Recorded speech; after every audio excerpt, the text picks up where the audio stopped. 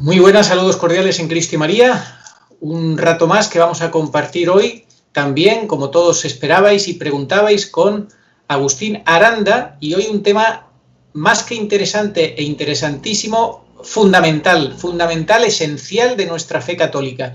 Y además uno de los temas, siendo de los más importantes, si no el más importante casi, uno de los temas más marginados y que en los últimos años se ha despreciado, se ha dejado de predicar prácticamente, se ha dejado de dar relevancia, de enseñar, de advertir, cuando el Papa San Pío X en su catecismo le da una importancia vital, dice que es un tema pues fundamentalísimo para poder superar las tentaciones, que tenemos que meditarlo por la mañana, por la noche al acostarnos y cuando tengamos grandes tentaciones. Estamos hablando del tema de los novísimos, de las postrimerías, y para ello Agustín Aranda ha preparado una catequesis muy buena.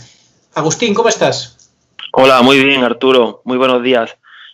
Sí, hemos preparado una catequesis basada en las conferencias cuaresmales que dio el teólogo moralista Fray Antonio Rollo Marín allá por los años 60, desde la Real Basílica de Atocha, en Madrid, retransmitidas por Radio Nacional de España, cuando España era un estado confesional católico.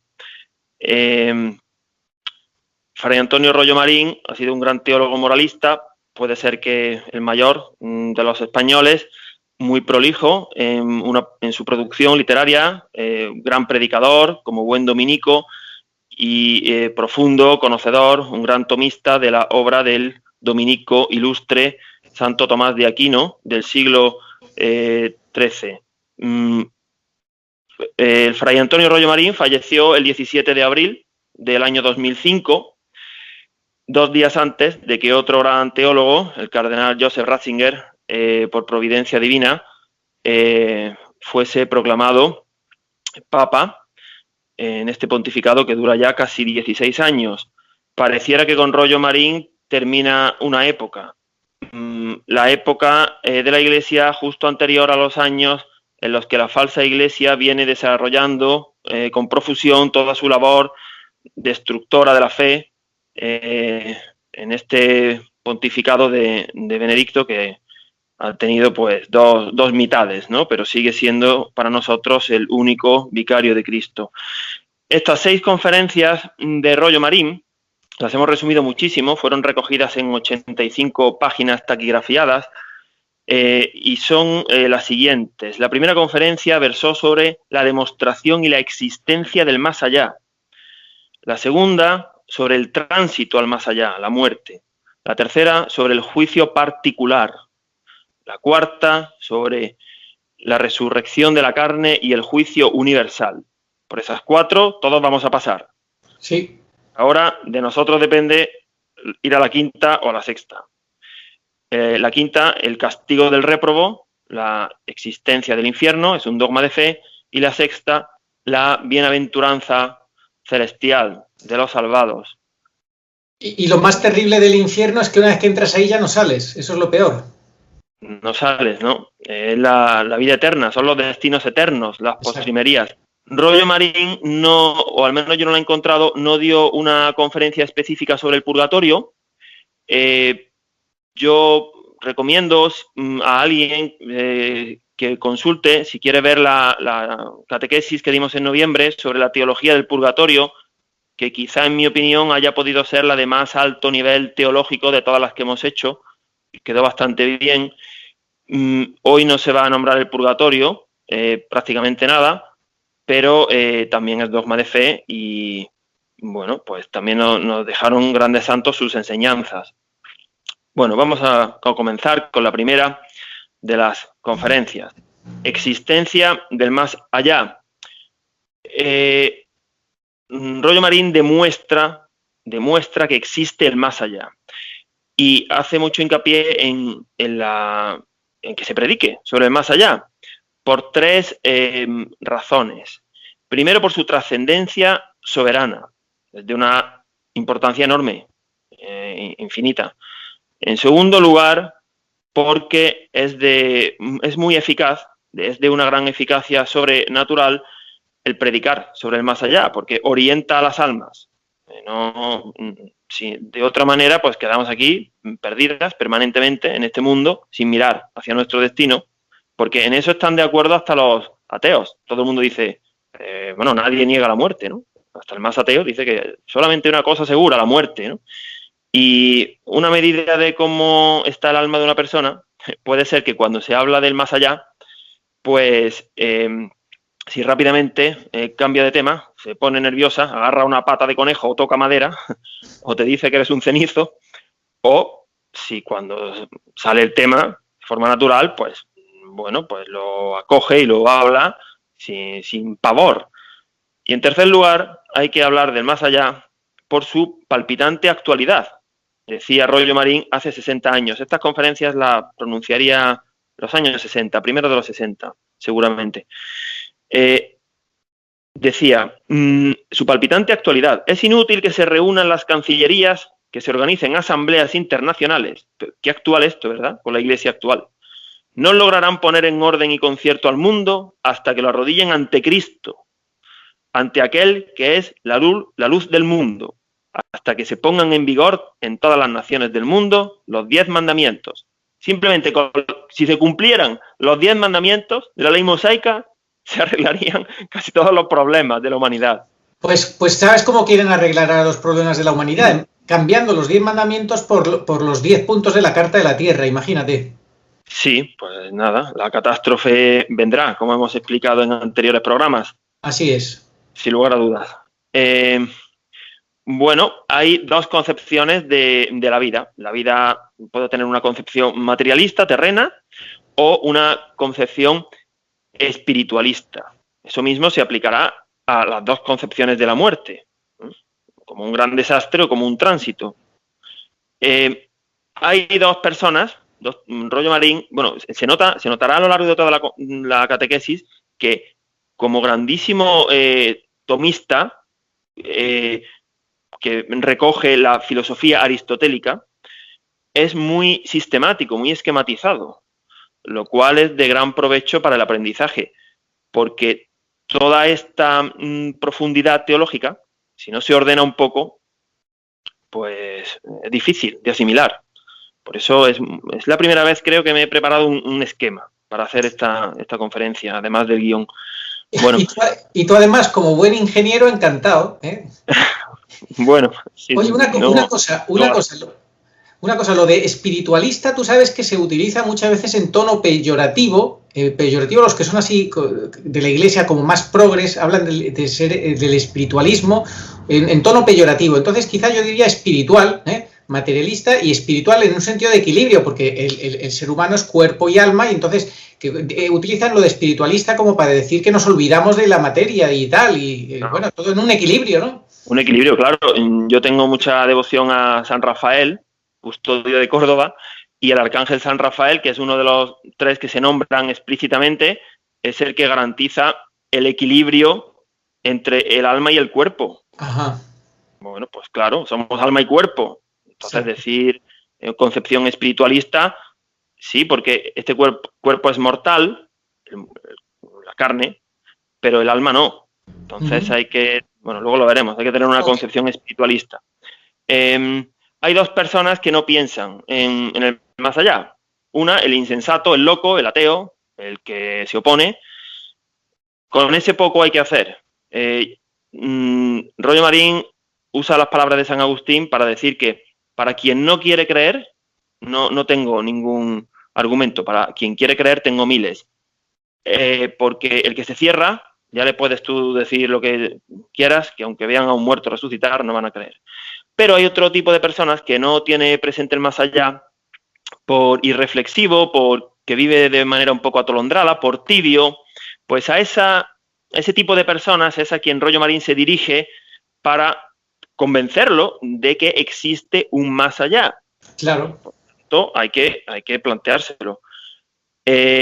Dice que no hay incrédulos de cabeza, porque no puede existir ni una sola prueba fehaciente de que no existe el más allá. Hay incrédulos de corazón, porque no les conviene creer, porque tienen apegos, tienen intereses terrenos y no interesa, claro, porque no se pueden conciliar, no se puede ganar el mundo y el cielo a la vez. Eso ya lo explicamos en el segundo programa sobre el infierno y el pecado mortal. El que trate de ganar los dos, ahora gano la tierra, el mundo, y luego me cambio de vía, como si fuera el tren, y gano el cielo.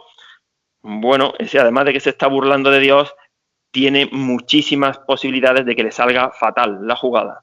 Así que no es recomendable, como luego veremos, jugársela de esa manera. Exacto. Sí, hay, bueno, Rollo Marín aquí decía que lo va a demostrar la existencia del más allá por 3 vías. Una, en el plano de las meras posibilidades. Nombraba al filósofo Descartes, quien trabajó sobre la duda metódica y llegó a la conclusión famosa aquella del pienso, luego existo. Es decir, ya había una verdad absoluta que existía por el mero hecho de pensar. Es decir, no hay ninguna verdad absoluta que quede excluida de la duda. Es decir, eso de que todo, absolutamente todo, hay que dudar de todo. No es así, pero incluso aunque hubiera que dudar de todo, por una simple lógica, por la cuenta que nos trae, el por si acaso, merece la pena pararse a pensar en, oye, ¿y si existe un destino eterno? Voy a prepararme por lo que pudiera pasar, aunque luego no existiera, ya sería un buen negocio. Claro. Así que solo por eso ya merece la pena prepararse, no arriesgarse. Pero él habla de una certeza total de ese destino eterno, certeza absoluta. Sí, pero le cierra el camino al que se ampara en que duda, no sé, vale. Y de esa manera, como dudo, pues ya me enteraré, ¿no? Bueno, sí, ya te enterarás, pero no va a tener arreglo, así que más vale que te lo plantees ahora. Exacto. Es como el que abre un paquete y no sabe si dentro hay algún tóxico que le va a salpicar en la cara. Por si acaso, ponte una protección. Claro. Por si acaso. Claro. Bueno, en el terreno de el más allá se demuestra, primero, con la vía de la razón, que podríamos decir que es la vía de la filosofía, la metafísica, la parte discursiva, por 3 vías. O sea, razonando y pensando. Se demuestra que existe el más allá por 3 vías. En primer lugar, por el camino hay un argumento ontológico. ¿Qué significa? Que si todos tenemos ideas abstractas de lo que es el bien, el mal, la hombría, la villanía, bueno, y estas ideas no pueden venir por los sentidos corporales, es porque hay en nosotros un principio espiritual que produce esas ideas. Ese principio espiritual se llama alma. Todo lo espiritual es simple, pero no todo lo simple es espiritual. Entonces, como el alma es un principio espiritual, es simple y no se puede romper, descomponer, destruir. Bueno, hombre, Dios en su omnipotencia lo podría hacer, pero eso iría contra la lógica de Dios. No va a crear algo, su obra, para destruirla. Eso no lo hace nadie, ¿no? Un pintor no pinta con todo su esfuerzo un cuadro para que su objetivo sea después destruirlo, justo cuando lo ha terminado. No, estaría loco, pero Dios no está loco, claro. Así que ese argumento ontológico dice que tenemos un alma indestructible. Por tanto, existe un más allá.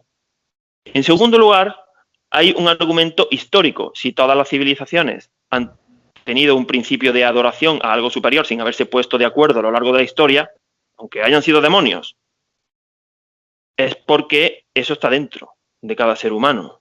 Esa sed de trascendencia, ese adorar a algo superior. Así que algo debe haber, ¿verdad? Porque no es común de una época y una cultura y una raza. Es común a todas. Otra cosa es que luego el hombre apague esa sed y se ponga a adorar a perder el tiempo en el mundo, en el dinero, en el placer, pero tenerlo lo tiene dentro. En tercer lugar, hay un argumento de teología natural. O sea, sí, que existe el más allá, pensando, podemos llegar a la razón, a la conclusión de que existe, porque así lo exigen la sabiduría, la bondad y la justicia de Dios. Si Dios no fuera sabio, bondadoso y justo, no hubiera puesto en nosotros ese deseo de eternidad, de perpetuarse. Así que Dios no se puede contradecir a sí mismo. Claro. No puede ser un Dios malo, injusto, y que no, o sea, que vaya contra su propia obra, que eso no es Dios. Además, como dice la palabra de Dios, Dios es un Dios de vivos. Y lo que crea, Claro, lo crea para siempre. es un Dios de vivos. Y nadie puede decir, sin mentir, esto lo aprendí de otro tomista español, que felizmente sigue vivo, el gran teólogo metafísico Eudaldo Forment, nadie puede decir sin mentir que no quiere ser feliz. Nadie. Incluso el que se suicida. Ese, en su desesperación, lo que quiere es pasar a otro estado, aunque no sepa cuál es. Mejor. Hasta los que se autolesionen. En ese momento buscan salir de su desesperación. Es decir, todo el mundo quiere ser feliz. Todo el mundo. Nadie quiere que se le acabe la felicidad y que se la cambien por la infelicidad. Y una felicidad que se acaba, que no es eterna, pues es falsa también. Exactamente. Y Dios, hemos dicho que su sabiduría, bondad y justicia demuestran que hay un más allá. La justicia es la más fácil de entender quizá, ¿no? Porque nuestra vida no puede ser, a mí me gusta el ajedrez, aunque no lo practico, no puede ser como una partida de ajedrez en la que el rey que ha ganado, que ha jugado bien, y el rey que ha perdido, van los dos a la misma caja, al mismo cajón, al mismo armario, y corren el mismo destino. Eso no sería justo hablando de un ser humano. O sea, que cuando luego termine su vida, haya hecho el bien o haya hecho el mal, que su destino sea el mismo, iría contra la justicia humana, ya no solo contra la divina.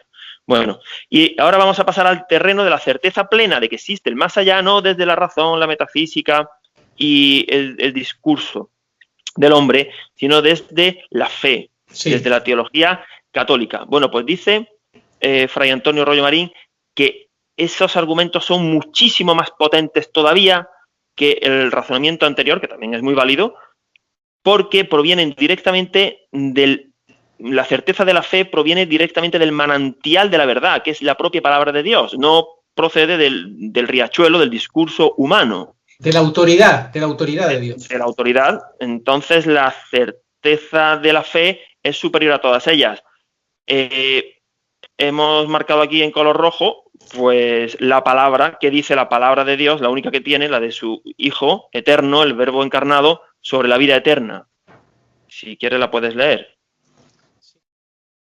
Yo soy la resurrección y la vida.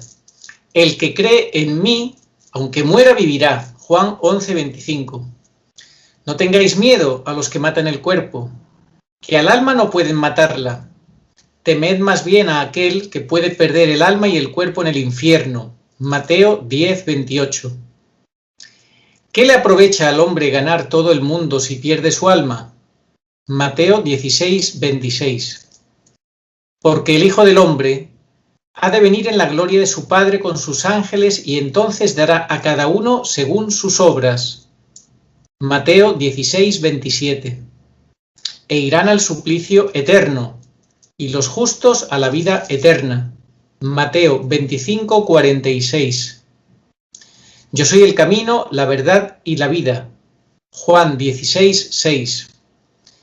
Qué bien lo sabe decir la liturgia católica en el maravilloso prefacio de Difuntos. Con esa visión de paz y de esperanza termina esta primera conferencia cuaresmal.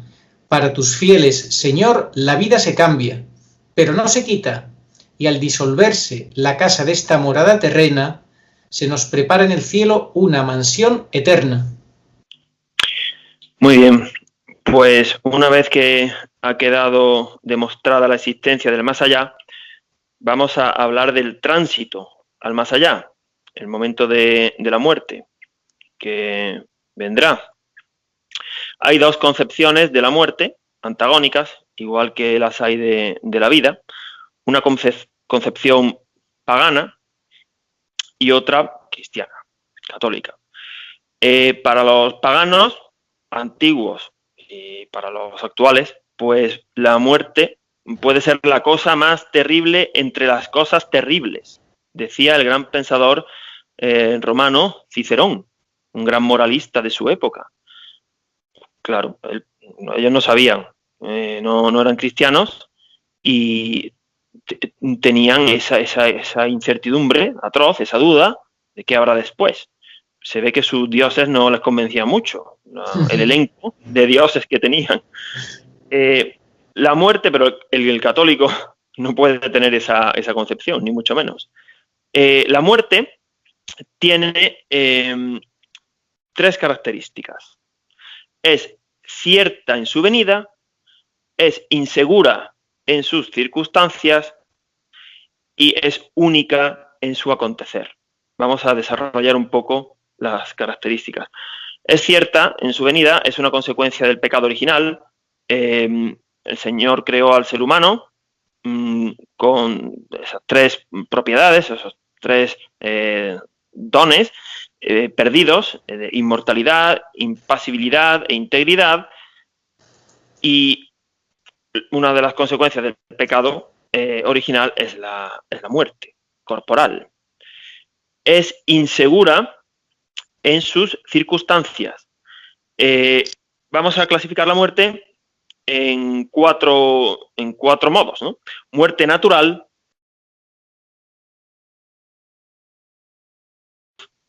muerte prematura, es la que se produce mucho antes de lo previsto. En el Evangelio hay un par de casos: el hijo de la viuda de Naín o la hija de Jairo, personas jóvenes que por alguna enfermedad mueren. Eso sería la muerte prematura. Muerte violenta, pues todos podemos imaginarnos a qué se refiere: un accidente, una explosión. Y la muerte repentina, que no es exactamente lo mismo que la violenta. La muerte repentina es la que puede suceder en tu habitación, de repente, por un derrame cerebral, un infarto, un síncope renal, en fin. Puede ser que de repente nuestro organismo, sin previo aviso, falle de forma repentina. Pues tenemos que estar preparados para la muerte, porque no sabemos. Todos creemos o quisiéramos que fuera de una determinada manera, pero no nos van a dar a elegir, igual que la vida, ¿no? A nadie le pregunta cuándo ha querido nacer, ni el sexo, ni en qué lugar. Y la muerte es única, porque salvo contadísimas excepciones, como algunas personas que han resucitado, como estas evangélicas, o algunos por el poder que Cristo otorgó a algunos santos, como a Santo Domingo de Guzmán o a San Vicente Ferrer, que resucitaron muertos, pero no es lo normal morir más de una vez. Sí, a mí me gusta llamarlo revivir, que el alma vuelva al cuerpo. Me gusta llamarlo más revivir, que resucitar. Resucitar lo dejamos más bien ya para el final, ¿no? Para cuando es la resucitación del cuerpo, en el juicio final, ¿no? Bueno. Sí. Hay 2 preparaciones para la muerte. Una preparación remota, es decir, no esperar al momento de la muerte, esa es la que debemos de procurar nosotros, y una preparación próxima, que es aquella que tienen los afortunados, que justo antes de morir pues reciben los auxilios espirituales, los sacramentos, el viático, la extrema unción, la recomendación del alma, la bendición papal. Entonces, haciendo combinaciones con los 2 tipos de muerte, remota y próxima, vemos que hay 4 combinaciones. Si se da una sí, otra no, las 2, ninguna. Bueno, primer tipo de muerte. Sin preparación próxima ni remota. Esa es la peor. Esa es la de los grandes impíos, los pecadores, los grandes incrédulos. Bueno, pasó a la historia la muerte del racionalista enemigo de la Iglesia, Voltaire, terrorífica, sí, que no vamos a describir aquí, pero fue terrible. Un hombre que murió sin preparación remota ni próxima. La segunda manera de morir... Perdona. Su preparación remota fue precisamente decir a sus amigos que no llamaran a un sacerdote cuando se estuviera muriendo. Así se preparó, así, precisamente en contra de sí mismo, y cuando le llegó la hora, sus amigos, por más que él les decía que llamaran al sacerdote, él decía que no. O sea, ellos le decían que no. Terrible. Sí, fue terrible, fue terrorífico aquello, sí. La segunda manera de morir es la de aquel que tiene la enorme gracia, fruto de la misericordia infinita de Dios, de que no se ha preparado de manera remota a lo largo de su vida, pero al final recibe una preparación próxima. Ya dijimos en el segundo programa que pobre de, y antes lo hemos dicho, que pobre del que se la juegue a esa carta, a la preparación próxima. Sí. Al final me confieso. Sí, al final te vas a confesar ya. La tercera manera de morir es la que depende de nosotros. Una preparación remota. Bueno, si luego no tenemos la preparación próxima porque tengamos una muerte repentina o violenta, por ejemplo, pues ya nos aseguramos la salvación porque hemos ido procurando esa preparación remota. Y la mejor, la que tenemos que rogar a nuestra madre, la Virgen sobre todo, que nos conceda, es la doble preparación. Preparación remota y preparación próxima. Tiene los afortunados que tienen esa suerte, ¿no? De morir con esa doble preparación. Bueno, hay tres maneras de morir. Tres características que tiene la muerte cristiana. Morir en Cristo, morir con Cristo y morir como Cristo. Así es como tenemos que plantearnos la muerte. ¿Qué significa morir en Cristo? Morir en gracia, con la preparación remota y la próxima, si tuviéramos la dicha. El Concilio de Trento ya dejó fijado que nadie, salvo una revelación especial, sabe si se va a salvar o a condenar. Y así es. Así es. Así es.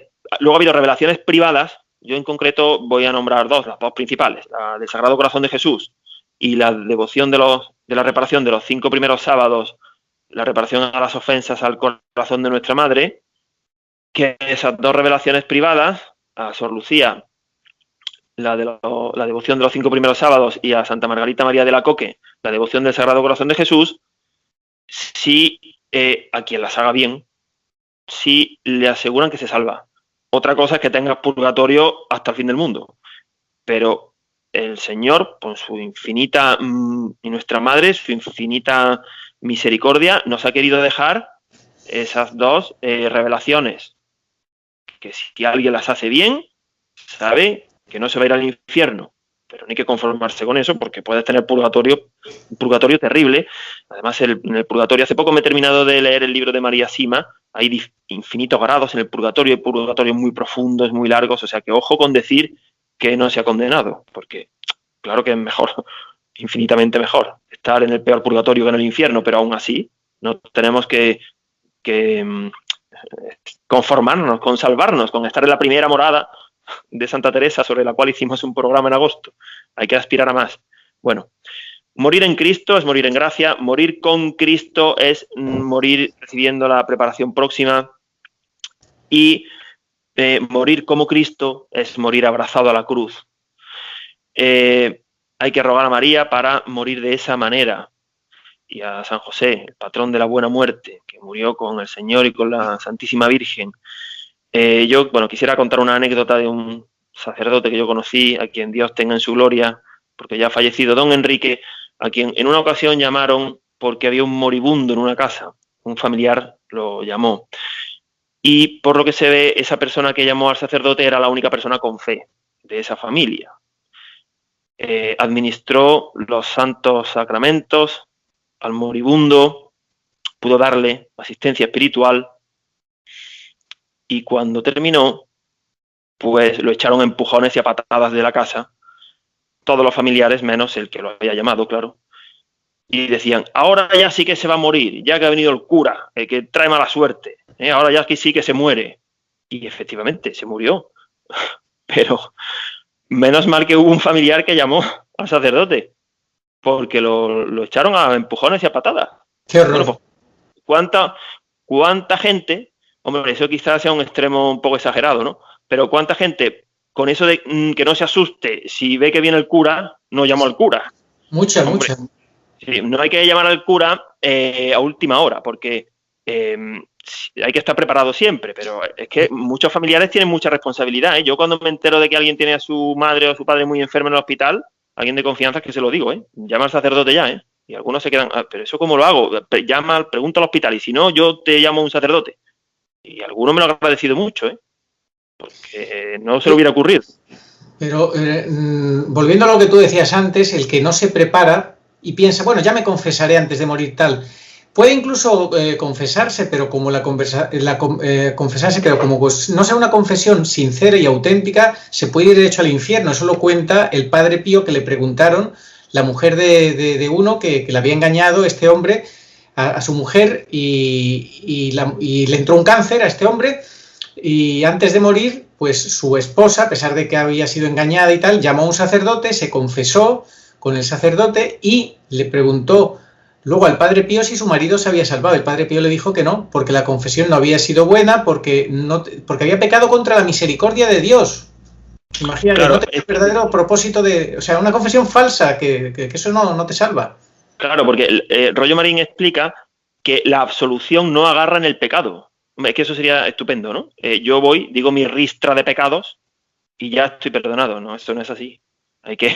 La absolución agarra en el dolor de corazón, en el propósito de enmienda, en el arrepentimiento sincero y en la humillación. Ahí es donde agarra, no en que tú digas tu ristra de pecados. Ahí no. O sea, que por eso hay que empezando por hacer un buen examen de conciencia a la luz de la verdad y no el día de antes, como los malos estudiantes que quieren estudiarse todo el temario en 3 minutos antes de entrar al aula del examen. Bueno, pues ya me dirás tú a mí qué te vas a preparar tú. En fin, es que así es, lo estás diciendo muy bien, es que se trata de preparar un examen, el examen de cuando tú te mueres te vas a presentar ante el Señor, ante el examen, claro, ante el examen y hay que prepararlo y no hay que ir a ver si me toca la lotería, con mucha gente, a ver si por casualidad me toca la única cosa que me he preparado, pero eso no es. Sí. Y además el Señor nos dice cómo tenemos que preparar la materia. Claro, y no pensar que como Dios es muy bueno, da aprobado general, como el profesor, ¿no? Como que aprobado general. ¿Para qué mandó a su hijo? ¿Para dar aprobado general? Pues menudo envío. Sí, a mí me recuerda a lo que estabas diciendo antes, perdona, y ya no digo más, lo que dice San Pablo, que es doctrina segura: si morimos con Cristo, viviremos con Él. Si sufrimos con Cristo, reinaremos con Él. Si le negamos, también Él nos negará. Si somos infieles, Él permanece fiel. Y dice que eso es doctrina segura. Pero claro, pretender reinar con Cristo sin sufrir con Cristo es un poco complicado, ¿verdad? No se puede querer ganar el mundo y el cielo a la vez. No se puede. Bueno, la tercera conferencia, el juicio de Dios. El juicio, hay 2 juicios. Hay uno que será mucho más aparatoso, pero menos importante, que será el juicio final. Sí. En esta tercera conferencia vamos a hablar sobre el juicio particular, porque el juicio final no ha sucedido todavía, sucederá en el fin del mundo. El juicio de Dios. Bueno, pues, ¿cómo es la teología del juicio particular? Vamos a desgranarla en estos puntos. ¿Cuándo se celebrará el juicio particular? Pues después de la muerte real. Esto es muy importante. Rollo Marín distingue entre la muerte aparente, que es la del cuerpo, y la muerte real, que es aquella que se produce cuando el alma se separa del cuerpo y transcurre un tiempo. Según haya sido la muerte, el tiempo puede ser mayor o menor. Si la muerte ha sido violenta o repentina, puede ser un tiempo mayor el que hay hasta que se produzca la muerte real. Por eso, a mí me sorprendió mucho esto. Si alguien muere de manera repentina o violenta, si podemos, tenemos que llamar a un sacerdote para que le dé la absolución y la extrema unción, aunque ya el corazón no lata desde hace media hora. Dice que hasta 2 horas en algunos casos. Bueno, yo sinceramente no sé de dónde lo ha leído él, ¿no? Pero si un gran teólogo dice que hay un tiempo, es que lo hay. Y el sacerdote puede administrar la absolución sub conditionem. Es decir, que la muerte es un hecho más aparente que real. Pero la muerte del cuerpo sí es real, la del cuerpo. ¿Cuándo se celebrará el juicio particular? Después de la muerte real. En ese momento. Después de la muerte real. ¿Quiénes tendrán juicio particular? Todos los seres humanos. Es muy fácil. ¿Dónde? En el sitio donde te haya muerto. Allí, no en el cementerio, no. En el lugar donde te hayas muerto, donde se produzca tu muerte real, ahí es donde se produce el juicio particular. ¿Cuánto tiempo dura? Ese juicio particular es instantáneo. Dios nos comunicará la sentencia, nosotros veremos la sentencia de forma instantánea, a cómo se comunican los ángeles entre sí, comprenderemos, en ese momento veremos nuestra sentencia. y a continuación se ejecutará la sentencia. ¿Qué veremos en ese instante, ¿no? ¿Qué veremos? Bueno, pues aquí lo explica con un ejemplo muy ilustrativo. Nosotros somos protagonistas de una gran película, nuestro ángel de la guarda es el cinematógrafo, quien va grabando la película de nuestra vida. Recoge los actos externos, los sentimientos íntimos de nuestra alma, lo que no hemos hecho, nuestros propios pecados actuales, pecados ajenos del prójimo que resulta que son propios, por mala influencia nuestra. Bueno, pues todo eso lo veremos. Los pecados vivamente arrepentidos y perdonados y reparados, esos no saldrán en la película, por la infinita misericordia de Dios, menos mal, porque si saliera toda la película, claro, así que tenemos que ser muy conscientes de que va a haber un juicio particular, que no se va a librar nadie, que se producirá en el acto, y habrá una sentencia definitiva, por dos razones.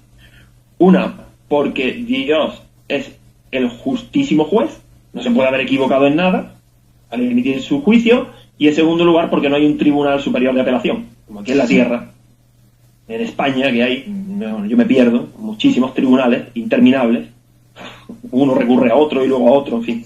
Sí. En el siglo XIV, su santidad el Papa Benedicto XII definió que inmediatamente después de la muerte entran las almas en el cielo, en el purgatorio o en el infierno, y no es menester que nadie les enseñe el camino.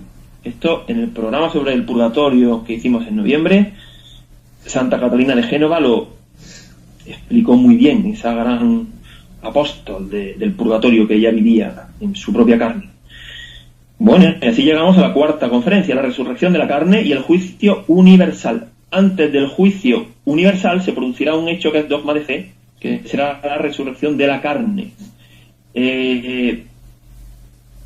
Bueno, yo aquí, de mi cosecha, he querido buscar e incluir qué dice la Iglesia sobre la cremación de los cuerpos. Está permitida, desgraciadamente, pues eso desgraciadamente no lo dice Rollo Marín, lo digo yo, pero está permitida.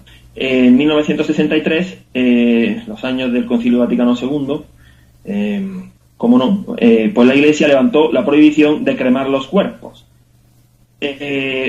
Y sucedió que 20 años después, cuando ya aquello se había ido de las manos, porque era una costumbre generalizadísima, que dio pie luego a esparcir las cenizas por el monte, enterrarlas en el jardín, en fin.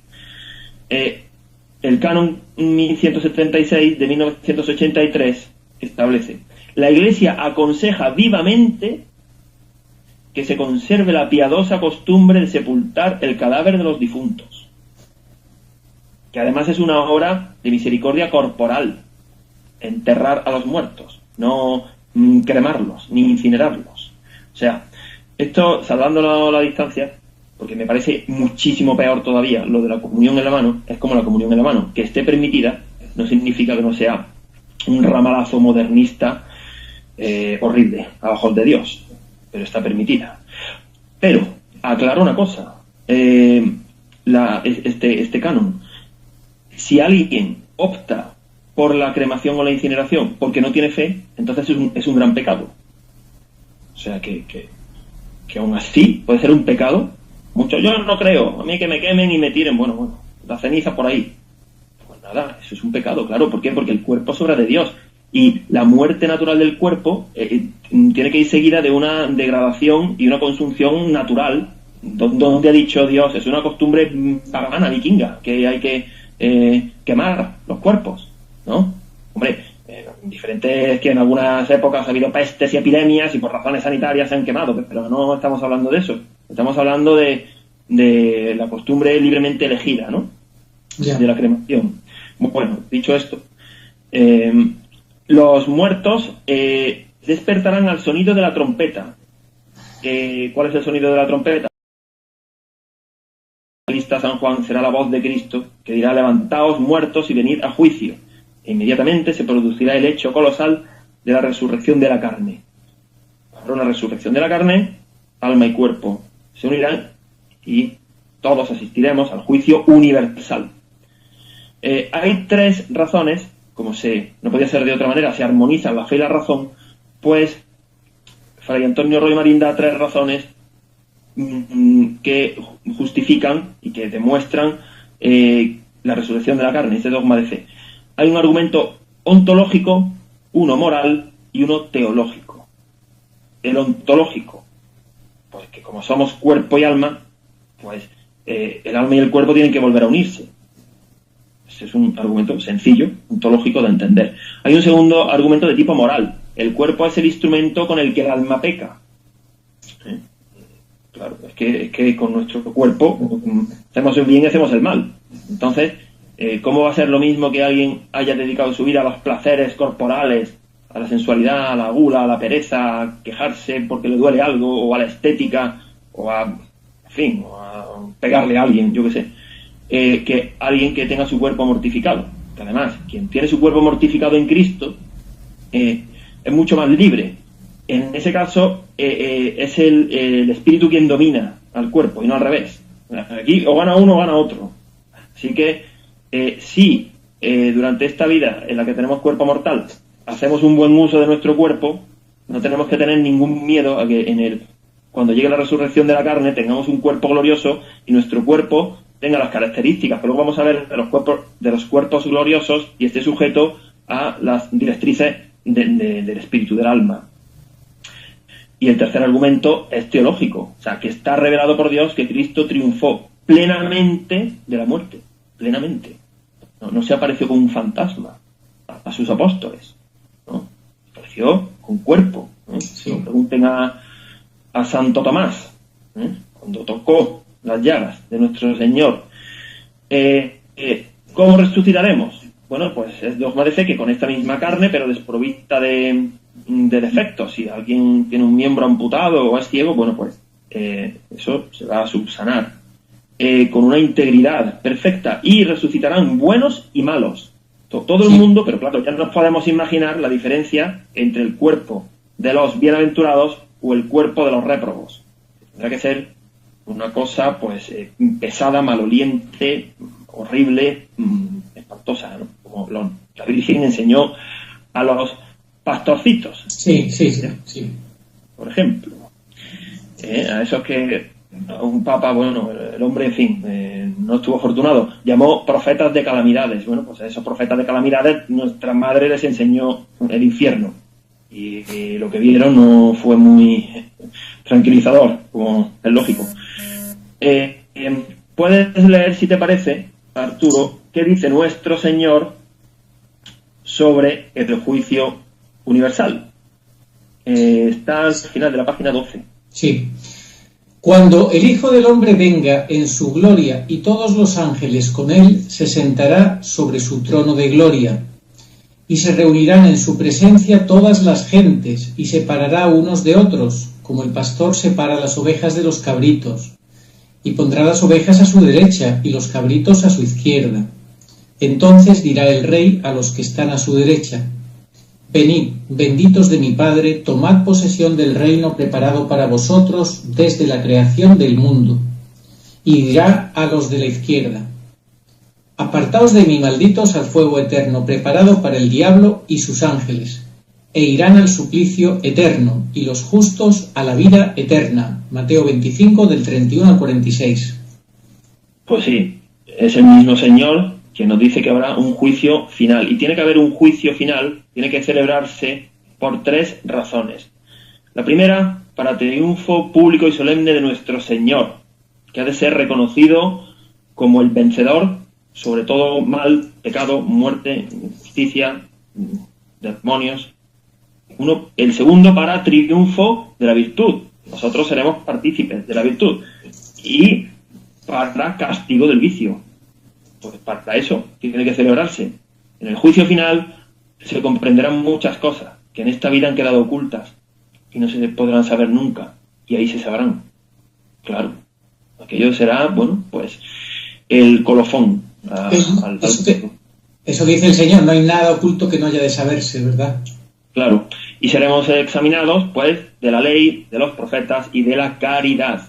La caridad, la principal de las virtudes teologales, que no puede ser un paliativo para la justicia de Dios.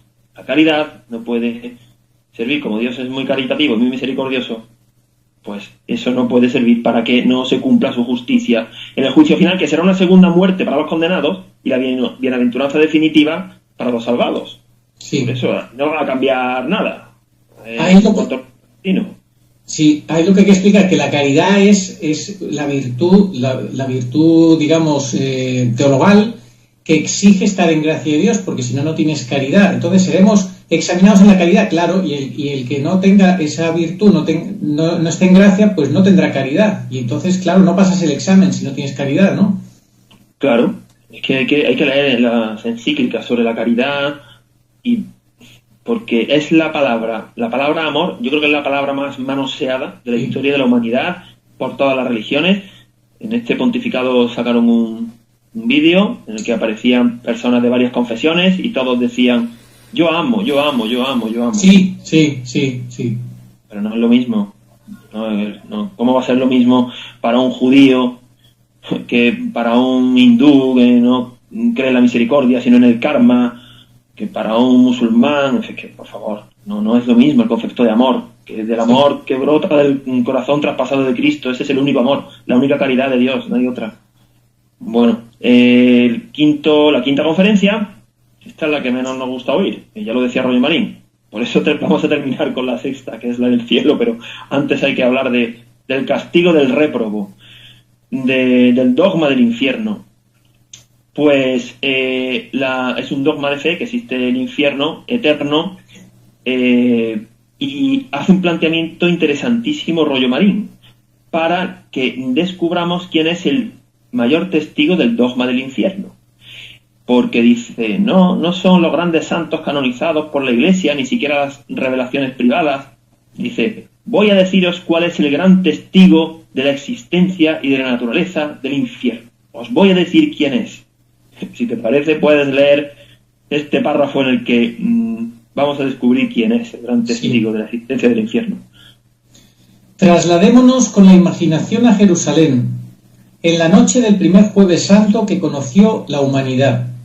Ante Caifás, el jefe de la sinagoga reunida en Sanedrín con los principales escribas y fariseos de Israel, acababa de comparecer un preso maniatado, es Jesús de Nazaret. Y el jefe de la sinagoga, o sea, el representante legítimo de Dios en la tierra, el entonces jefe de la verdadera Iglesia de Dios, el representante auténtico de Dios en la tierra, se pone majestuosamente en pie y, encarándose con aquel preso que tiene delante, le dice solemnemente: por el Dios vivo te conjuro que nos digas claramente de una vez si tú eres el Cristo, el Hijo de Dios. Y aquel preso maniatado, levantando con serenidad su rostro, le contesta: tú lo has dicho, yo lo soy. Y os digo que un día veréis al Hijo del Hombre sentado a la diestra del poder y venir sobre las nubes del cielo. Pues sí, Jesucristo tuvo la osadía de decir que Él era el Hijo de Dios, pero lo demostró de una manera aplastante y definitiva durante sus 3 años de vida pública. Pues ese mismo Hijo de Dios que demostró con su testimonio, pues nos demostró la verdad desde la fe y que Él era realmente Salvador, ha dicho 25 veces en el Evangelio que existe el infierno, que es eterno y que no terminará jamás. ¿Qué palabra más autorizada que la palabra de Dios, no? Yo tengo, haciendo un pequeño paréntesis, un amigo, un sacerdote del Opus Dei, que una vez me contó que en el club juvenil, pues uno de los muchachos ya no acudió más porque su madre se lo había prohibido porque habían hablado del infierno. Además, yo conociéndolo con la delicadeza y la pedagogía con la que él lo haría. Pues la madre no, dijo no, eso del infierno ni hablar, ya no vas más allí. Esa señora sabe más que la Virgen, ¿verdad? Sí, y el pobre sacerdote se quedó pues con pena de que ese buen muchacho fuera apartado de sus amigos. Además hacían muchísimas actividades divertidísimas. Pues nada, la madre lo borró porque le habían dicho que el infierno existía. En fin. Pues si la Virgen le hubiera enseñado el infierno a su hijo, también habría dicho a la Virgen, le habría corregido a la Virgen también esa señora, como hizo con los niños de Fátima, que les enseñó el infierno. Claro, eso hacen los modernistas. Bueno, el Señor dijo: apartaos de mí, malditos, al fuego eterno. Bueno, no se puede resumir mejor la teología del infierno. Ahí hay una pena de daño, pena de sentido y una pena de eternidad. En el programa que hicimos sobre el purgatorio, hablamos de la pena de daño, la pena ontológica, que es la que hay en el purgatorio. Pero en el infierno la cosa es muchísimo peor, porque hay además de la pena de daño, está la pena de sentido, que tiene un fuego y unas torturas tremendas, y una pena de eternidad, cosa que en el purgatorio no hay. En el purgatorio no hay culpa, la voluntad es inocente, no hay pena de sentido, ni hay eternidad. Si hay una pena de daño, que es purificada por ese fuego purificador del purgatorio, que se parece al fuego del infierno. Y Santa Teresa de Jesús y creo que Sor Josefa Menéndez han dicho que ese fuego del infierno, que es muy parecido al del purgatorio, es muchísimo, muchísimo peor y más doloroso que el fuego de la tierra. O sea que si aquí alguien se ha quemado, pues ya sabe lo que duele eso, y dice que ese fuego no es nada, ¿cómo no será el fuego del infierno?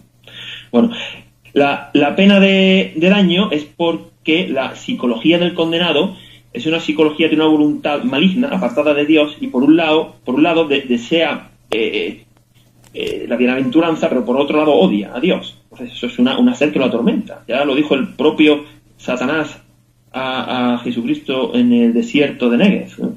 Al eterno atormentado, esta sed que tengo, según revelaciones de María Valtorta. Bueno, hay una pena de sentido,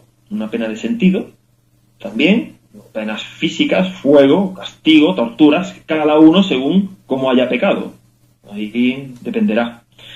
Y una pena de eternidad, una desesperación, no hay esperanza, es la desesperación más absoluta, saber que de ahí no se va a salir nunca, ¿no? Sí. Y dice Rollo Marín que no somos honrados, porque dice, hay una falta de honradez, porque ¿cómo es posible que aceptemos cosas que es dogmas de fe mucho más difíciles de entender, como la encarnación del Verbo en una virgen, y pongamos reparos al dogma del infierno, que es mucho más evidente? O sea, si te has portado mal tienes un castigo, si te has portado bien tienes un premio, ¿no? Así a grandes rasgos, pues nada, ni por esa. Insiste mucho el padre Loring que lo que más se va a quejar el condenado al infierno es que va a decir, me he equivocado. Sí, en el último párrafo vamos a leer una buena reflexión que tiene mucho que ver con esto del padre Loring, que también hacía Rollo Marín. Y terminaba esta conferencia, Rollo Marín decía, bueno, ¿nos horroriza el infierno? Pues pongamos los remedios para no ir a él. Así que muchas veces no hace falta filosofar mucho para llegar a conclusiones. ¿Algo te asusta? Pues venga, remedialo. Ya está, mira qué fácil. Que se hunda todo, la salud, los hijos, los padres, la hacienda, la honra, la dignidad, la vida misma. Que se hunda todo menos el alma. No significa que todo es relacionado, no significa que solamente nos preocupemos de nosotros, tenemos que servir a otros. Pero llegado el caso, un cristiano tiene que tomar decisiones duras en esta vida, ¿eh? Sí. Romper con alguna persona, con algún mal negocio, puede ser, cambiar de trabajo, hasta con la misma familia. Hombre, la familia, si te viene la inspiración, divórciate, eso viene del demonio, eso no viene de Dios, pero lo principal es estar en gracia. Sí. Y lo demás secundario, todo lo demás. Es que no va a valer ninguna excusa, es que yo no puedo hacer otra cosa, yo no me vi obligado, que no. Que nadie, a Dios no le va a contar nadie una trola, ni una historieta. Bueno, y así llegamos a la sexta conferencia, que es la que más nos reconforta, la recompensa eterna, la ciudad de los bienaventurados, ¿no? El cielo. La teología del cielo, como no puede ser de otra manera, Rollo Marín se basa y sigue al doctor angélico Santo Tomás de Aquino, quien maravillosamente, magistralmente desgrana y hace una teología del cielo, que es la que vamos a transponer aquí. Él distingue la gloria accidental de la gloria esencial. En el cielo hay una gloria accidental del cuerpo y una gloria accidental del alma. Ahora las vamos a ver. Y además, por encima de ellas, está la gloria esencial. Vamos a explicar un poquito cómo es el cielo. Claro, el Señor a sus apóstoles les explicaba en parábolas. porque no estaban preparados, y además, en la pedagogía divina, era misión que la Iglesia desarrollara a lo largo de 20 siglos toda la teología y el magisterio. O sea, que el Señor vino a fundar una iglesia, no vino a quitarle el trabajo, por decir así, a los santos que vinieron después. Entonces esto lo ha ido desarrollando la Iglesia, guiada y santificada por el Espíritu Santo, quien ha hablado por boca de estos grandes santos. Claro, cuando dice el Señor a sus discípulos, dadles vosotros de comer, cuando le piden, claro, es que Él quiere que colaboremos en su obra, claro. Esa es la corredención. Claro, y dice, ahora no podéis cargar con esto, ya vendrá el Paráclito, todo tiene un tiempo. Claro. La tercera persona de la Santísima Trinidad, claro, que ha ido dando vida, el vivificante, ¿no? Como dice el credo. Exacto, es el tiempo del Espíritu Santo, el tiempo de la Iglesia, exacto. Claro. Bueno, pues vamos a ver la gloria accidental del cuerpo. La gloria accidental del cuerpo, de los cuerpos gloriosos. Ahora mismo solamente hay 2 cuerpos gloriosos en el cielo, nada más que 2. El de nuestro Señor y el de la Virgen. Porque todavía no ha sucedido el juicio universal. Todos los santos tienen visión beatífica, pero como no se ha producido la resurrección de la carne, todavía no tienen esa gloria del cuerpo glorioso. La tendrán. De hecho, los cuerpos incorruptos de los santos ya anuncian que tendrán cuerpo glorioso, evidentemente. En este mes de febrero, ¿no? Santa Bernardita, la vidente de Lourdes, ¿no? Ahí está, su cuerpo incorrupto y muchos otros. Bueno, características de los accidentes del cuerpo glorioso. Claridad. La claridad. Los justos brillarán como el sol en el reino del Padre. Aquí en la tierra, el Señor en sus 3 años de vida pública, hubo un momento en el que le pareció, así lo hizo, mostrar su cuerpo luminoso en el monte Tabor. Uh-huh. Quiso dejarnos ese testimonio de la claridad de los cuerpos gloriosos. La agilidad. Dice el libro de la sabiduría, al tiempo de la recompensa brillarán y discurrirán como centellas en cañaveral. Serán ágiles. Por eso el Señor, una vez que resucitó, en esos 40 días, bueno, pues fácilmente podía trasladarse, ¿no?, de un sitio a otro para parecerse a personas con fe. Porque ya en el momento en los 40 días de Pascua ya no se apareció a curar endemoniados ni a pelearse con los fariseos, ¿no? Eso había sido antes. Y por eso con sus apóstoles no tenía esa agilidad. Iban caminando por esos caminos con calor y con pesar de un sitio a otro. Porque todavía nuestro cuerpo nos pesa, nos duele, no tenemos esa agilidad. Impasibilidad. La impasibilidad es que, bueno, pues que los cuerpos serán invulnerables en cualquiera de sus manifestaciones, ¿eh? En el cielo... Eso los niños lo entienden muy bien. Si te caes en el cielo ya no te duele, no como aquí en la tierra. Y hay una cita del Apocalipsis que dice, ya no tendrán hambre, ni sed, ni caerá sobre ellos el sol, ni ardor alguno, porque el Cordero que está en medio del trono los apacentará y guiará a las fuentes de aguas de vida, y Dios enjugará toda lágrima de sus ojos. Allí ya no se sufre, como aquí. Y por último, la sutileza. El cuerpo estará sometido al alma, a las inspiraciones, serán cuerpos espirituales. Decía San Pablo, hago el mal que no quiero. Claro, pues es que en esta vida el cuerpo nos tira, nos pesa. Hago el mal que no quiero. Pues sí, todavía no tenemos cuerpos gloriosos, pero tenemos que... San Juan Pablo II nos dejó la maravillosa teología del cuerpo. Teología del cuerpo. Fue además de lo primero que hizo en su pontificado, ¿eh? Él tenía clarísimo que el cuerpo es instrumento de santificación y de salvación y de condenación. Claro. ¿Cómo está la cosa hoy día con la ideología de género? Bueno, que mejor no. Luego voy a decir una cosa de esto, pero mejor no entrar ahí. Luego, después de la gloria accidental del cuerpo, claridad, agilidad, sutileza e impasibilidad, estará la gloria accidental del alma. El alma pues tendrá esa felicidad en el cielo de compartir pues la amistad, la familia, estará con los santos, con los ángeles. Arroyo Marín le planteaba una pregunta, bueno, ¿cómo vamos a ser felices si falta alguno de nuestra familia porque sea condenado? Y decía, mira, esa pregunta aquí en la tierra no tiene respuesta, pero en el cielo se entenderá todo. Y daba un remedio: la familia que rece unida al Santo Rosario, ¿verdad?, no se condena. Así que a rezar el rosario en familia de verdad. Veremos a la Virgen. Hablaba en los años 60 de, por lo visto, hubo una peregrinación, una gran manifestación en Madrid, siguiendo una estatua, una imagen de la Virgen de Fátima, y 400.000 madrileños salieron a la calle para acompañar a la Virgen de Fátima. Qué bonito, qué maravilloso, ¿verdad? Cuando España era católica.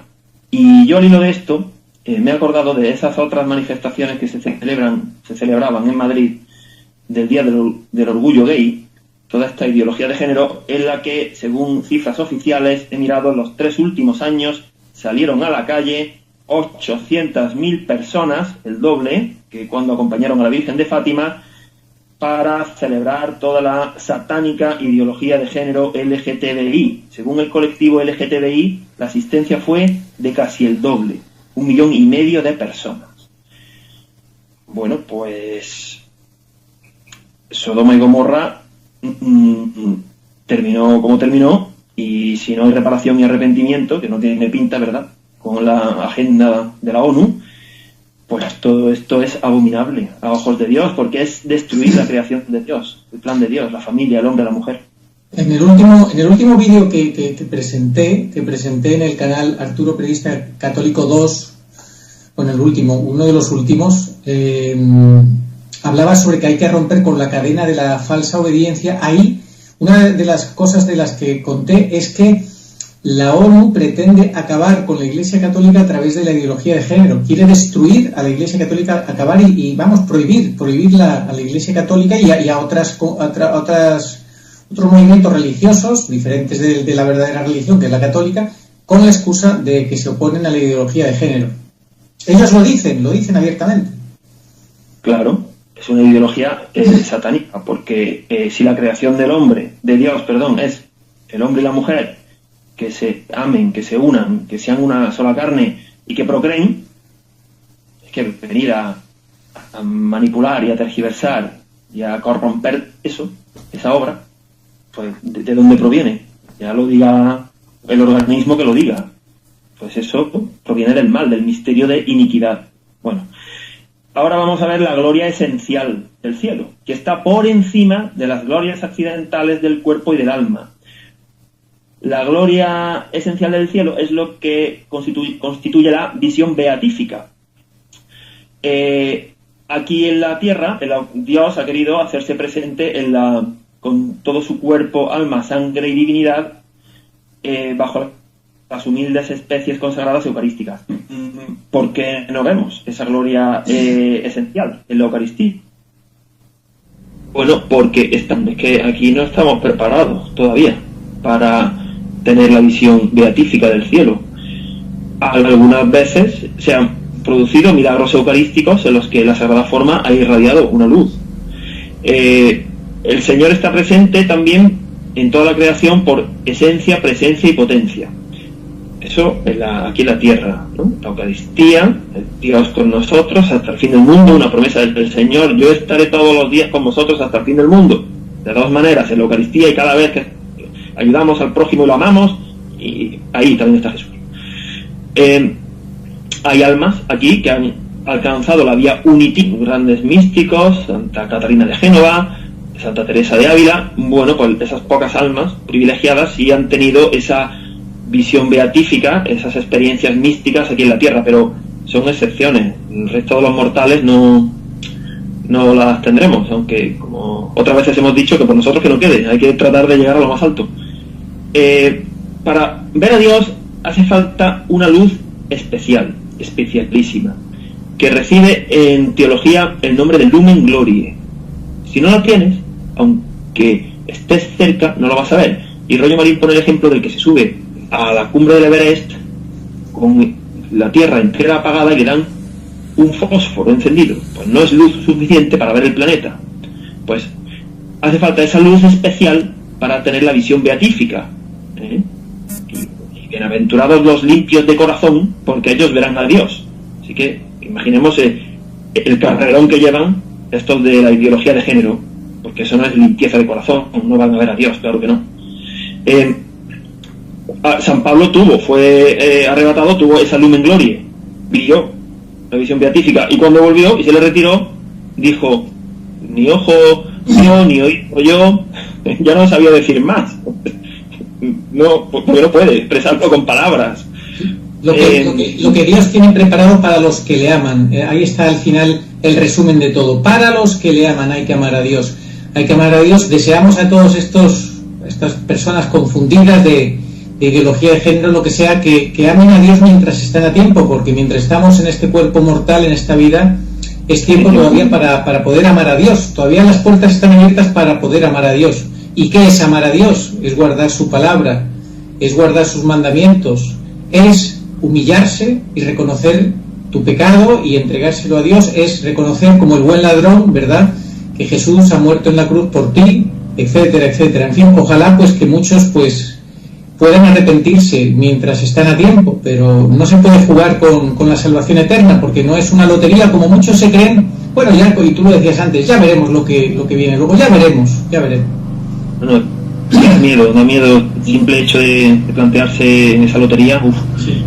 Por último, Rollo Marín se basa en el gran padre de la Iglesia, San Agustín, para explicar que con ese lumen glorie se alcanza la visión beatífica, que se compone de visión, amor y goce, ¿no? Ver a Dios.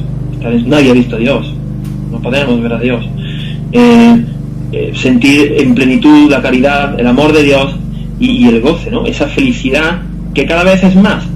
El teólogo Eudaldo Forment, yo una vez aprendí de él que Dios, como es infinito, nunca cansa. Así que esa pregunta de: ¿y en el cielo qué haces? Qué aburrido. Allí, qué aburrido. Dios, como es infinito, nunca termina de cansar, porque siempre es nuevo, siempre es más.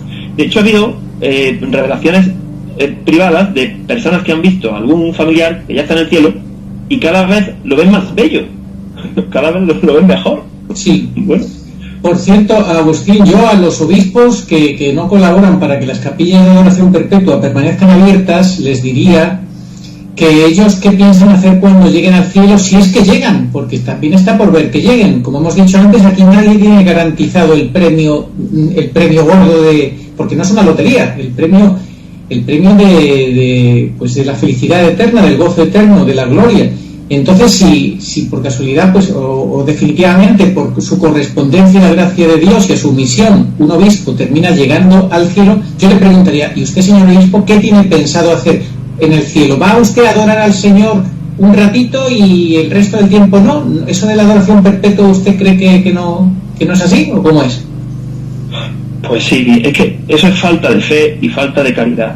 El poner cortapisas a la adoración eucarística perpetua, el tratar como se trata en muchas ocasiones, siempre hay honrosas excepciones, por supuesto. La Eucaristía, ya hicimos también un programa en septiembre, creo recordar, sobre la Eucaristía, que no son tiempos estos en los que todo gira en torno a la Eucaristía. Vivimos de Eucaristía, estamos vivos todavía, ¿no? Pues mientras estemos vivos tenemos que vivir de Eucaristía, y cada vez nos lo ponen más difícil, pero porque hay un plan premeditado, claro, para ir, una vez retirado el vicario, retiramos la Eucaristía.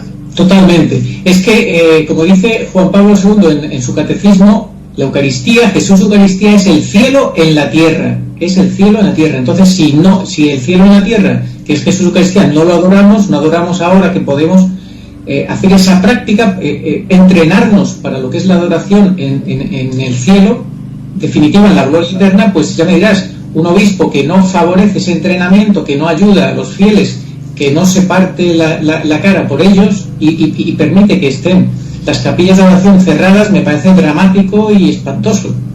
Claro, y mientras tengamos misa, que ya va quedando menos, yo personalmente, si algún día no puedo, por obligaciones familiares y laborales, claro, pues no voy, pero yo, pudiendo, voy todos los días. Hay que ir todos los días para pedir, adorar, reparar y agradecer. P-A-R-A, para eso hay que ir a misa.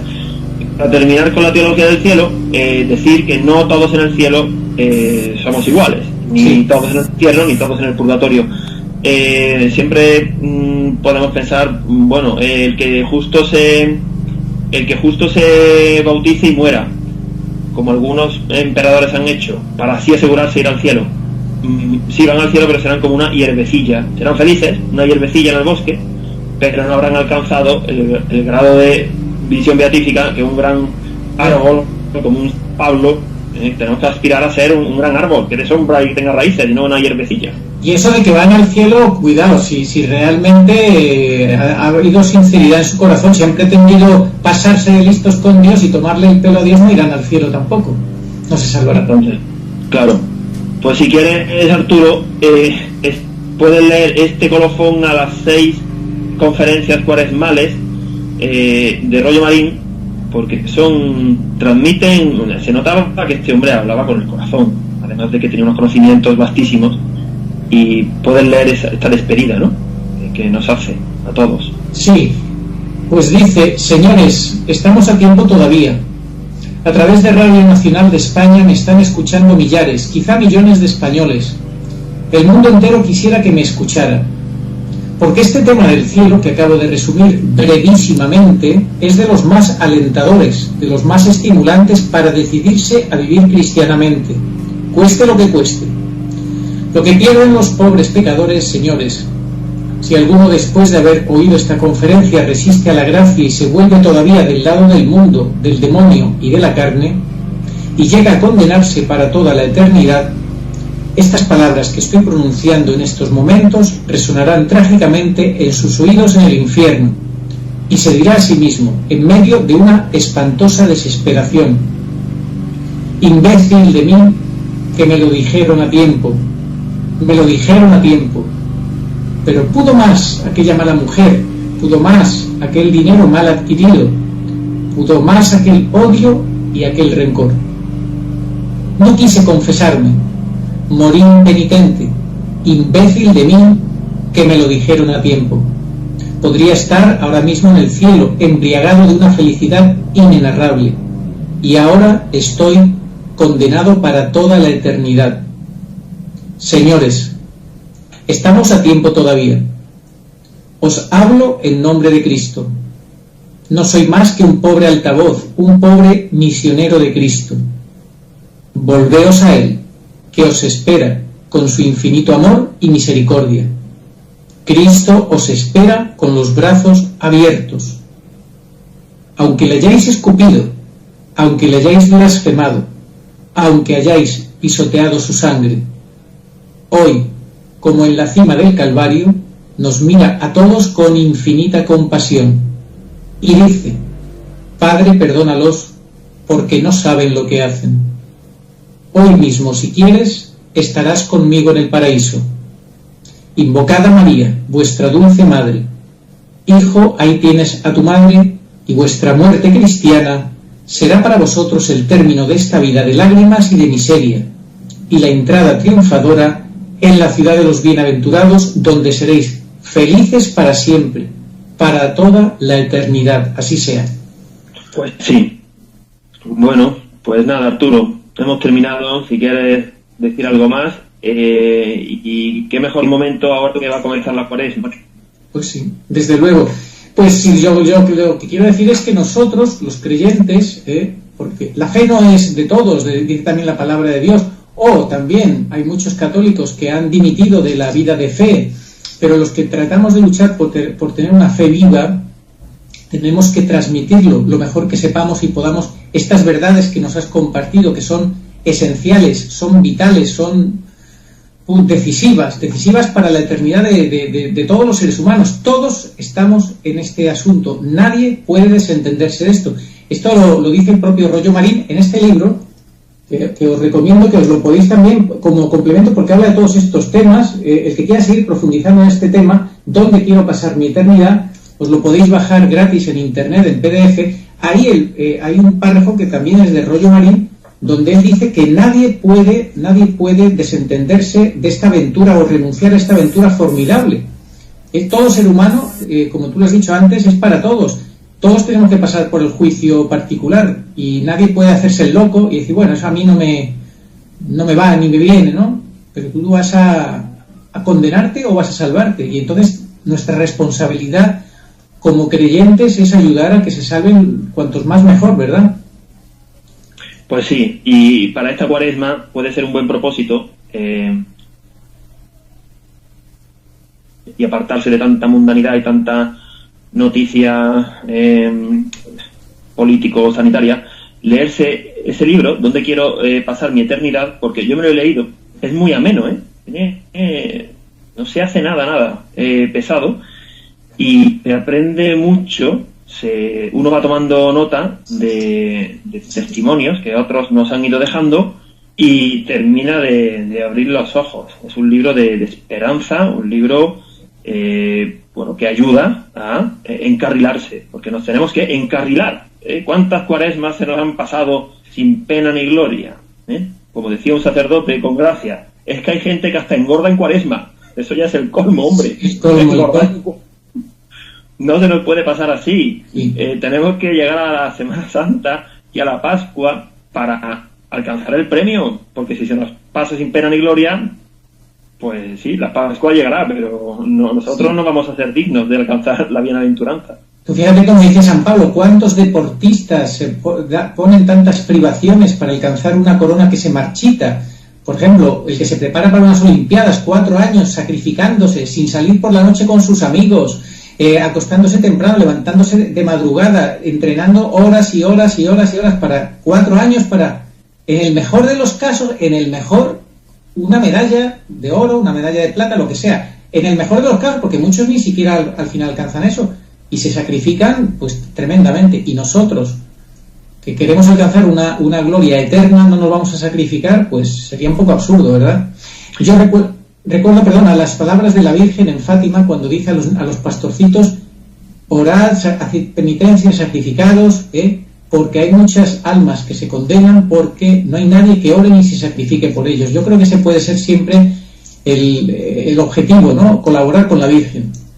Sí, hombre, la Virgen es la capitana de los últimos tiempos, asiento de la sabiduría, no ha cesado de aparecerse, de darnos recomendaciones, avisos, y ella está deseando ayudarnos, lo desea vivísimamente. Nos lo pone fácil. Tenemos que ser humildes, como niños, obedientes. Si esa es la receta, no se trata más de tener un corazón humilde, ser limpio, ser sencillo. Hay grandes teólogos en el infierno, los habrá habido, sí. Y ha habido gente muy sencilla, muy sin estudios, pues que ha amado, ha seguido las inspiraciones que el Señor pone con el trabajo propio y personal. O sea, de eso no se va a librar nadie, O sea, el que piense que no le va a costar trabajo, que se olvide. Hay que ponerse manos a la obra. Pero al final es que se disfruta. Como no se disfruta y da una sensación de falsa felicidad efímera, es viviendo para el mundo, según la carne, siguiendo las malas inspiraciones del demonio, que se manifiesta como es tan poderoso, tiene ventanas y altavoces por todos lados, y eso al final deja un pozo de vacío y de soledad. El mundo miente mucho, el mundo promete felicidad y facilidad, y esa no es la verdadera felicidad ni facilidad. Lo fácil es hacer las cosas mal, eso es lo fácil, pasar por la puerta ancha, que es lo que ofrece el mundo. Así que tenemos que poner toda nuestra mirada en esta Cuaresma, recogernos como el Señor, en oración, ayuda muchísimo la limosna, la oración, llevamos ya 2000 años de Cuaresma. Mal empezamos ya con el rito cambiado de la ceniza, como no podía ser de otra manera, relacionándolo con el tema transitorio, pasajero que estamos viviendo. Pero bueno, aún así, vamos a centrarnos en la verdadera Iglesia, en la palabra del Señor, y vamos a salir renovados, y vamos a llegar al cielo. El que se condena es porque quiere. Sí. Que no llega al cielo porque no quiere. Salvarse, dice, como enseña el Denzinger, salvarse es don del que salva, condenarse es merecimiento del que se condena.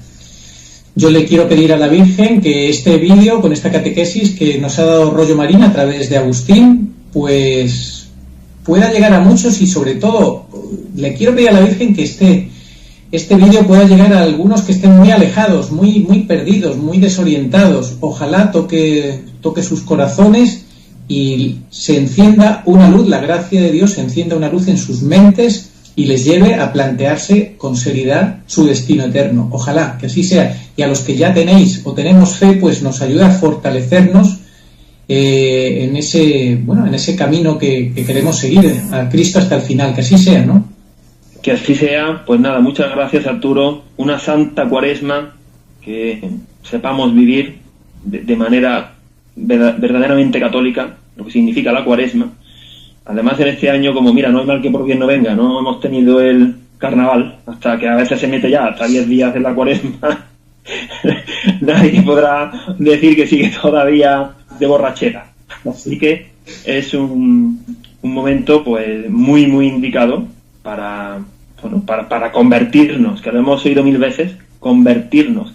Y ya cada vez se dice menos en el rito de la imposición de ceniza, pero acuérdate que del polvo vienes y en polvo te has de convertir. Pues sí, hay que acordarse que al final hasta el más fuerte, la más guapa, el más famoso, pues nada, será polvo. Bueno, que trate de tener cuerpo incorrupto será señal de que es santo, pero en cualquier caso, esta vida terrena se acaba. Hay alguno muy pesimista, que tampoco se trata de eso, que dice, la vida es una mala noche en una mala posada. Es una visión pesimista, pero no deja de tener su razón. Si esta es pasajero, hay que mirar más allá. Bueno, eso lo decía Santa Teresa, ¿verdad? Lo de la vida es una mala noche, una mala posada, pero claro, hay que interpretarlo en todo su contexto. Claro, en todo su contexto. Es que es así. También decía, ahora entiendo, Señor, por qué tienes tan pocos amigos. Claro, porque el Señor a sus amigos no es que los trate mal, es que los pone a prueba, y como necesita colaboradores, pues si Jesús terminó en la cruz, un amigo suyo, pues es posible que termine en la cruz también, obviamente, claro. Claro, es que un cristianismo sin cruz es como un bocadillo de jamón sin jamón. En fin. Bueno, pues nada, te damos gracias, Señor, por este rato que nos has concedido. Como todo lo que nos concedes es gracias, Señor. La vida, pues, es la oportunidad que nos das para que nos abramos a tu gracia, así que bendito sea, Señor. Vamos a terminar con la oración a Nuestra Señora de todos los pueblos. Señor Jesucristo, Hijo del Padre, manda ahora tu Espíritu sobre la tierra. Haz que el Espíritu Santo habite en el corazón de todos los pueblos, para que sean preservados de la corrupción, de las calamidades y de la guerra. Que la Señora de todos los pueblos, que un día era María, sea nuestra abogada. Amén. Oh María, sin pecado concebida, rogad por nosotros que recurrimos a vos. Bueno, Agustín, pues muchas gracias, y esperamos la siguiente charla, catequesis, que si nos quieres adelantar de qué es, o prefieres dejarlo a la sorpresa. Sí, podemos adelantarla. Si Dios quiere, hablaremos sobre el liberalismo, el modernismo y un poquito del comunismo, aunque poco, porque no merece la pena tampoco dedicarle mucho tiempo. Pues la haremos sobre esas 3 ranas que decía Leonardo Castellani: comunismo, liberalismo y modernismo. Estupendo.